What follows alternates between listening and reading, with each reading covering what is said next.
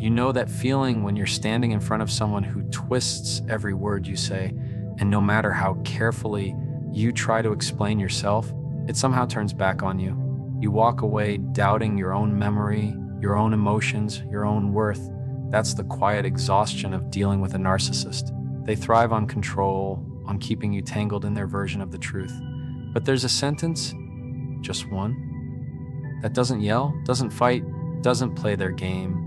It creates a boundary so strong it makes them feel something they're not used to, powerless. And when you learn it, you don't just stop the cycle, you take back your peace. Most people don't talk about it out loud, but they carry the weight of it every day. That knot in your stomach when you know the conversation isn't going to be fair, when you know the other person will twist, deflect, or make you feel like the crazy one. Living in that kind of cycle wears down your confidence and clouds your judgment. It makes you second guess things that should be simple, like trusting your own memory or standing on your own feelings. I want you to know you're not alone in that, and you're not weak for being caught in it. There is a way to step out of that fog calmly and clearly, without yelling, without playing the game, and it starts with understanding the power of one sentence. A sentence that doesn't attack, doesn't defend, but draws a line that cannot be crossed. Most people don't even realize how long they've been living under someone else's thumb until they hear the word manipulation. And it finally clicks. It's not always loud or obvious. In fact, most of the time it's quiet, subtle, and wrapped in moments that feel almost normal. The sigh when you try to bring up your feelings, the eye roll that shuts you down before you even finish your sentence, the way the other person makes you feel like the problem isn't what they did, it's that you noticed. That's manipulation. It leaves you carrying the weight of both sides of the relationship, your own hurt and their avoidance of it. And after a while, it wears you down so much that you start believing. Maybe you're the unreasonable one. Maybe you're asking for too much. Maybe if you just stayed quiet, things would be easier. That's the trap, and it's exactly what manipulation is designed to do, keep you questioning yourself while someone else keeps control. When I say there's one sentence that can put an end to manipulation, I'm not talking about a magic trick. I'm talking about a shift in how you respond, because manipulation thrives on reaction. It needs you to defend, explain, and prove. That's the fuel that keeps the cycle spinning. So the sentence is simple. That's not going to work on me. 6 words. Calm, direct, and most importantly, said with no need to explain. Those 6 words aren't about fighting back, and they're not about tearing the other person down. They're about holding your ground without stepping into the game. Think about what happens in the middle of manipulation. Let's say you confront someone about canceling on you again. You've been let down multiple times and you just want to be honest. Instead of owning it, they sigh, say you're too sensitive, and start listing all the ways they've been busy and stressed.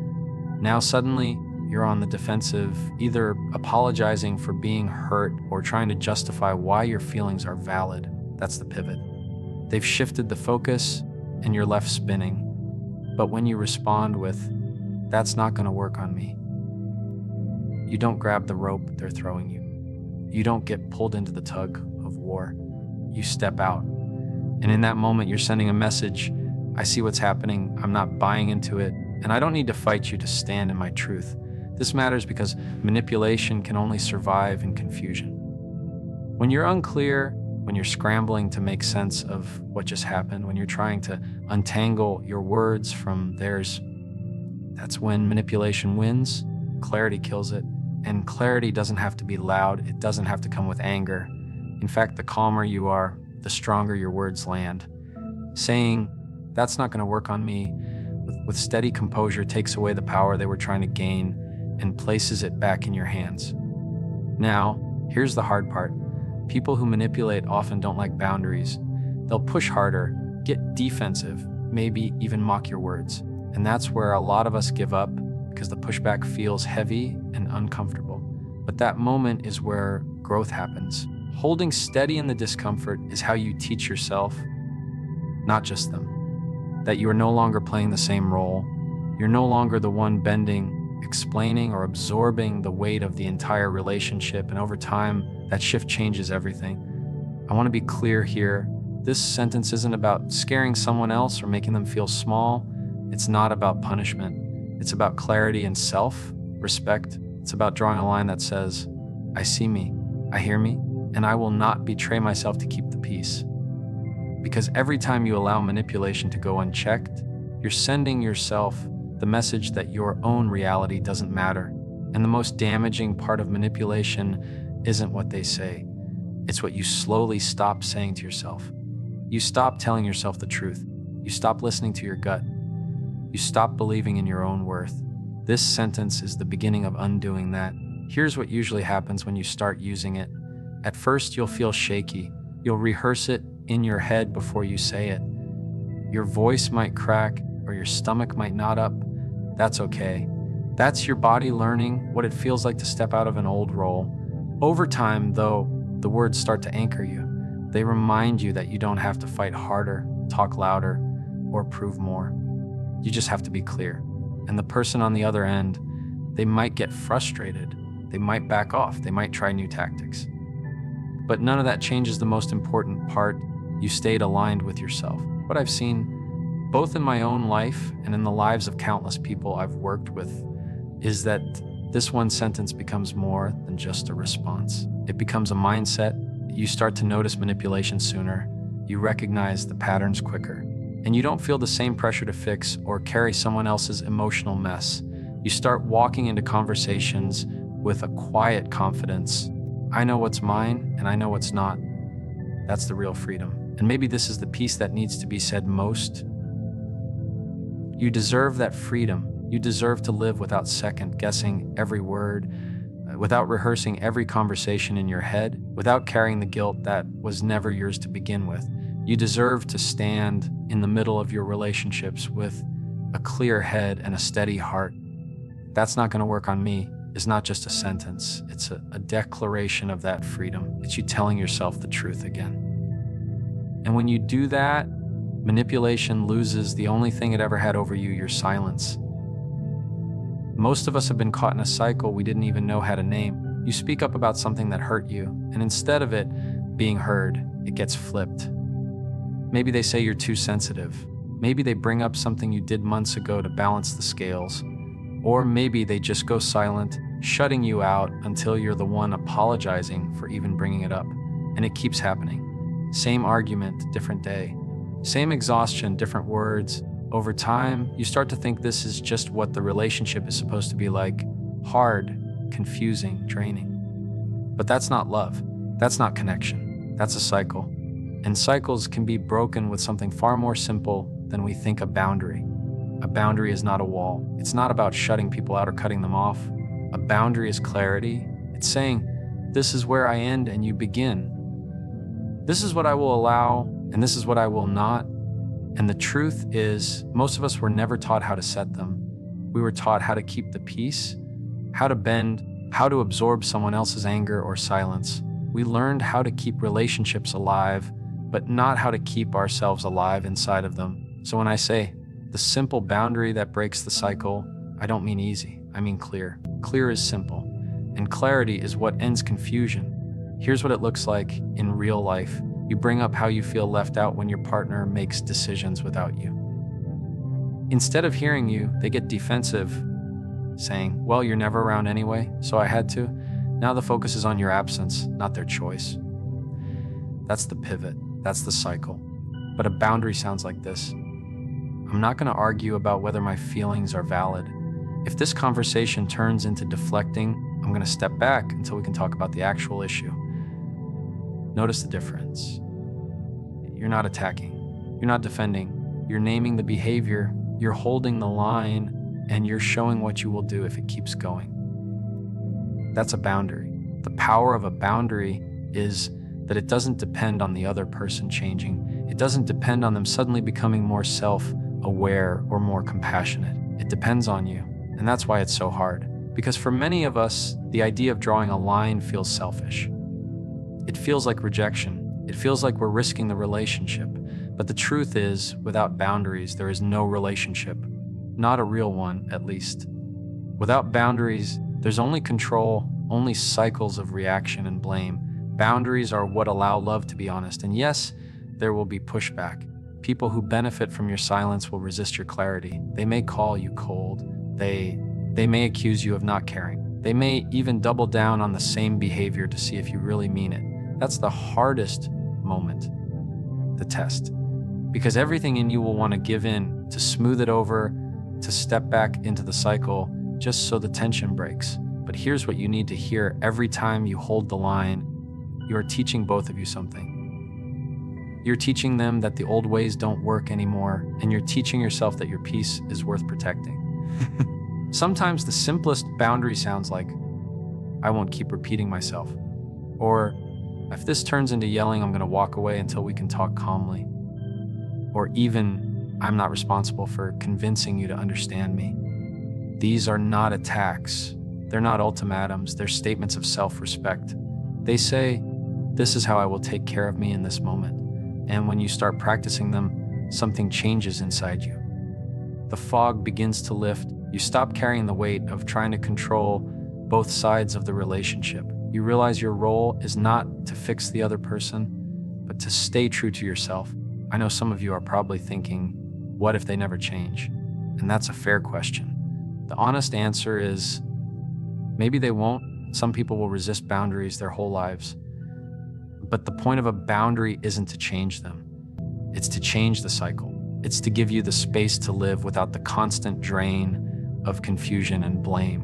And if they refuse to meet you in that space, then at least you know the truth. You can stop investing in a cycle that was never going to heal.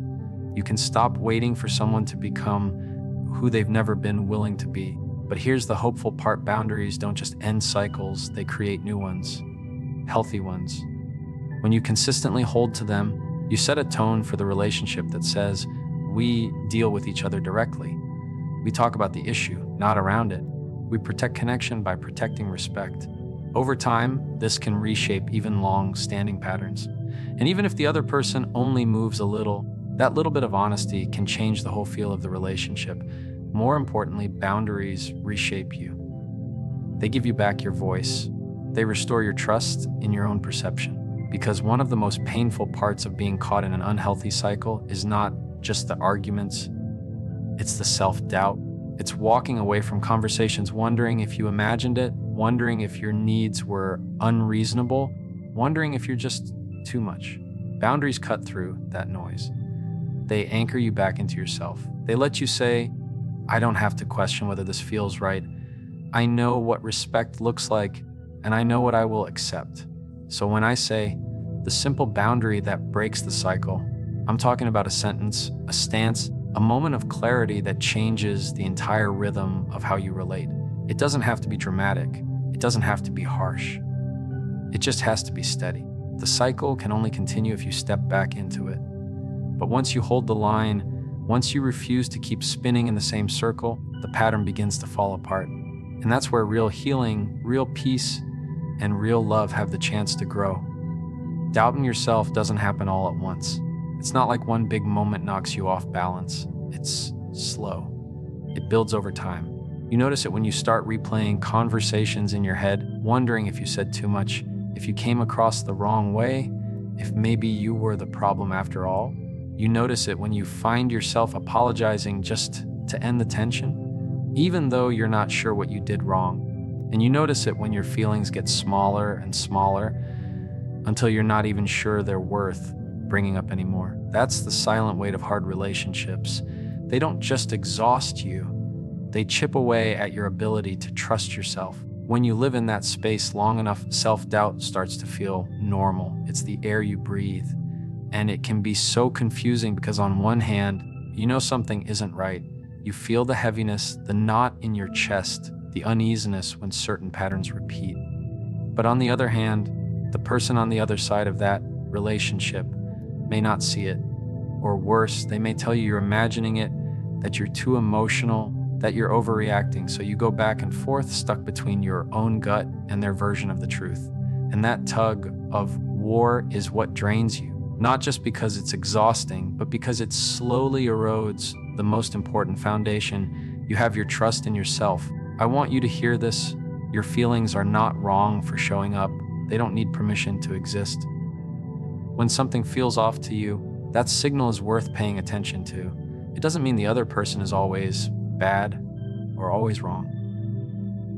It doesn't mean you're always right either, but it does mean that your experience matters. And the very first step to stopping the cycle of self-doubt is simply acknowledging that what you feel deserves a seat at the table.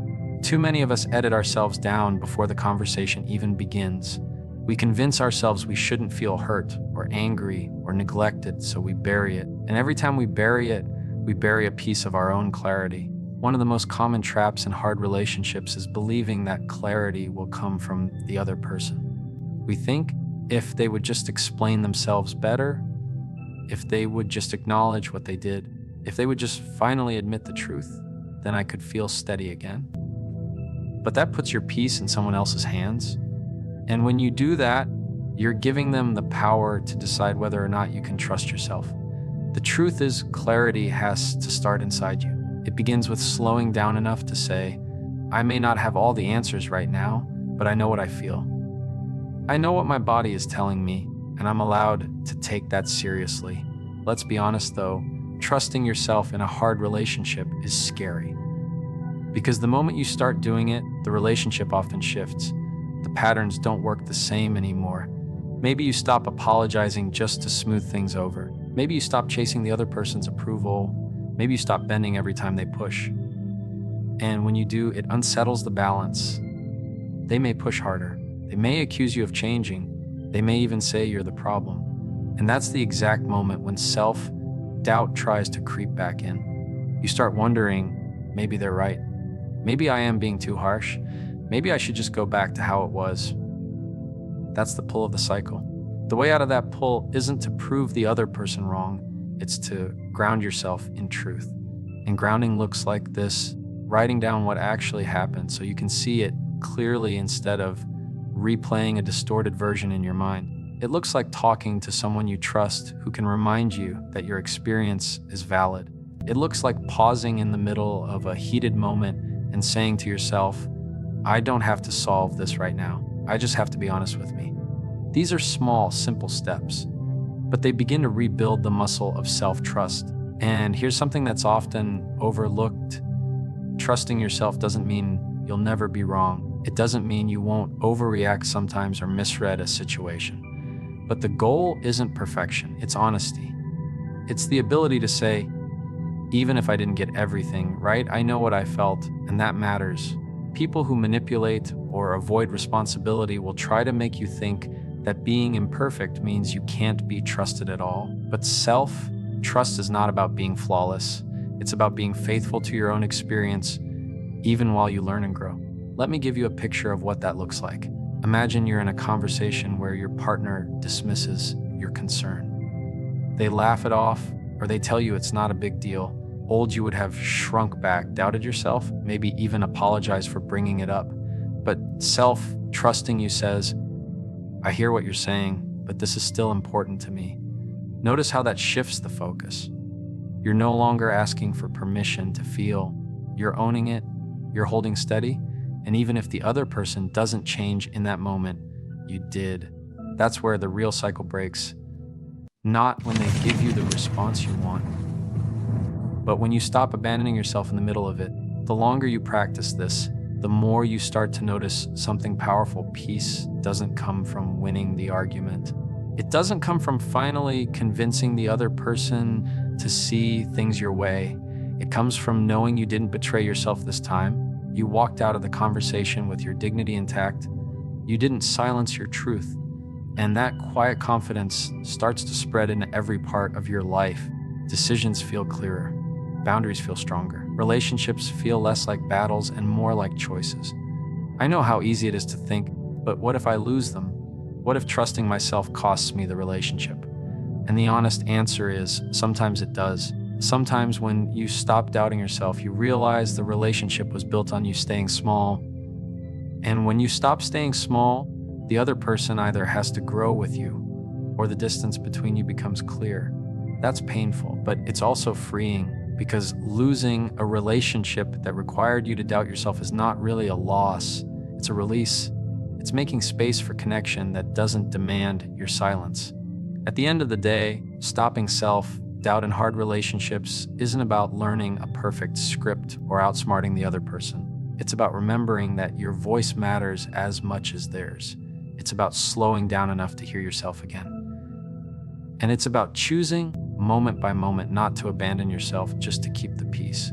Because peace that costs you your truth is not peace at all. It's just quiet pain. Real peace, the kind that lasts, comes from alignment, from being able to stand in the middle of a hard moment and know, I was honest, I was clear, I was me. And when you can do that, no matter how the other person responds, you've already broken the cycle.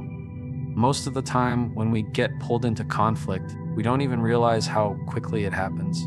1 minute you're just trying to explain yourself, and the next your voice is louder, your chest is tight, and the whole conversation has turned into a battlefield. You walk away drained, maybe even ashamed, wondering how it escalated so fast. And deep down, you tell yourself, I should have stayed calmer. I should have handled that differently. That's the trap. Because the truth is, when emotions are high, it feels almost impossible to stay steady. We react because we're human. But in hard relationships, that reaction is often exactly what the other person is waiting for. They push, they poke, they escalate, not always because they're trying to be cruel, but because chaos distracts from accountability. If you're caught in the storm, you can't see clearly. That's why the calm response is so powerful. It shifts everything. Here's what I mean. When someone raises their voice, our instinct is to raise ours. When they roll their eyes, our instinct is to get sharper with our words. When they dismiss us, our instinct is to repeat ourselves louder, as if volume will finally make us heard. But all that does is hand over our power, because now they're not talking about the issue anymore. They're pointing at your reaction. See, you're the one who's out of control. You're the one who's being difficult. And you're left defending your tone instead of the truth. It's a cycle, and it keeps you stuck. But when you answer with calm, not fake calm, not passive calm, but real steady presence, the cycle breaks. You no longer give them a rope to pull you into the same old fight. Calm doesn't mean you're not angry. Calm doesn't mean you don't care. Calm means you choose not to hand over your clarity for the sake of reaction. And the moment you do that, the balance of power shifts. Think about it. If someone is yelling and you stay measured, they look bigger and louder against your steadiness. If someone is trying to bait you and you respond with composure, the bait loses its bite. The calm response shows, without you ever having to announce it, that you're not going to be controlled by chaos anymore. That's strength, not the kind that dominates, but the kind that endures. Let's put this in real life. Imagine your partner says, "You're always so selfish. You never think about me." The natural instinct is to defend. What are you talking about? I just spend all week doing things for you. Or to attack back. Selfish. You're the selfish one. And just like that, you're in the spin. But a calm response might sound like, I hear that you feel overlooked. I don't see it the same way, but I'm willing to talk about it when we can both stay respectful. Notice how different that feels. You're not taking the bait. You're not collapsing under the accusation. You're steady, clear, and leaving the door open for real dialogue. That steadiness puts the weight of accountability back where it belongs. It's not easy. Staying calm when someone is pressing every button you have is one of the hardest things you'll ever do. Because calm can feel like weakness in the moment. It can feel like you're letting them win. But here's the truth, calm isn't weakness. Calm is control, not over them, but over you. Calm says, I don't have to match your chaos to be strong. And over time, that consistency teaches the other person something too. They may not like it. They may push harder at first, but they learn that the old strategies, shouting, blaming, provoking, don't work anymore. The game changes because you stopped playing by the old rules. And here's what's just as important, the calm response shifts power inside of you too. Every time you stay steady, you build trust with yourself. You start to believe, I don't have to lose control to hold my ground. That builds confidence, that builds clarity, and that spills into every part of your life, from your relationships to your work, to how you talk to yourself when no one else is around. Because self-trust doesn't come from being perfect. It comes from showing up for yourself again and again in moments that matter. Sometimes calm is just silence. Sometimes it's saying, I'm not going to continue this conversation until we can both be respectful. Sometimes it's as simple as lowering your voice instead of raising it. The form doesn't matter as much as the posture. What matters is that you refuse to let the chaos define you. You become the steady one in the room, not because you're trying to control the other person, but because you refuse to lose yourself in the storm. That's the shift. That's the moment when the power dynamic changes, even if nothing else does. Now, I don't want to romanticize this. There are relationships where your calm won't magically fix the dysfunction. There are people who will keep pushing, keep provoking, no matter how steady you are. And that's when calm becomes more than a strategy, it becomes a mirror. It shows you the truth of who they are and what they're willing to do. Because when you've taken away the excuses, when you've removed the fuel of chaos, all that's left is their choice. And if they still choose disrespect, you see it for what it is. Calm protects you from the fog of confusion. It gives you clarity about the relationship itself. Here's the part we don't always talk about.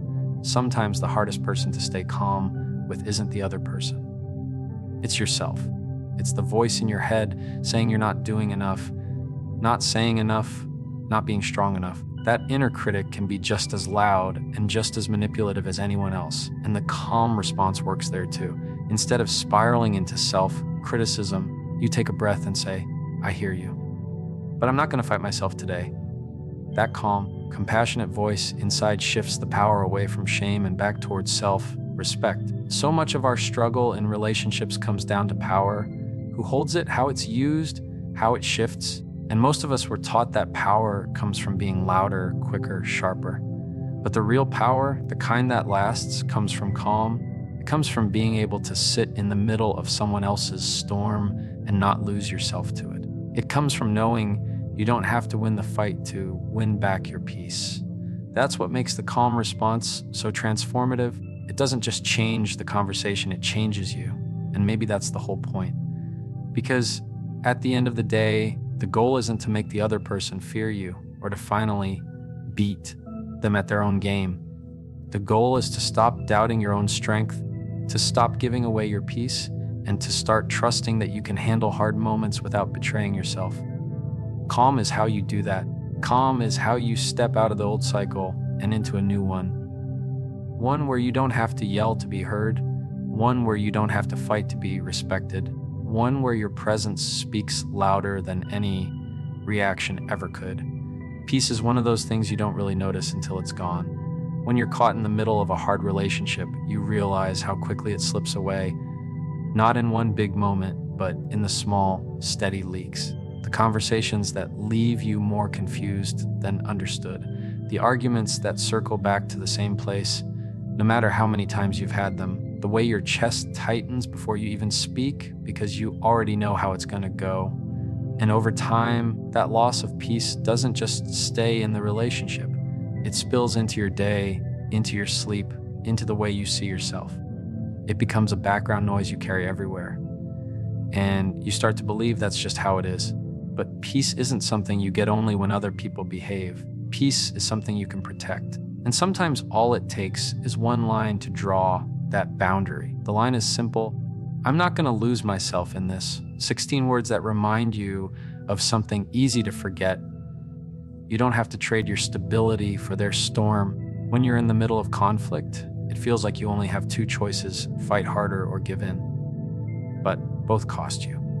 Fighting harder pulls you into the chaos, raises your voice, and leaves you rattled even if you win.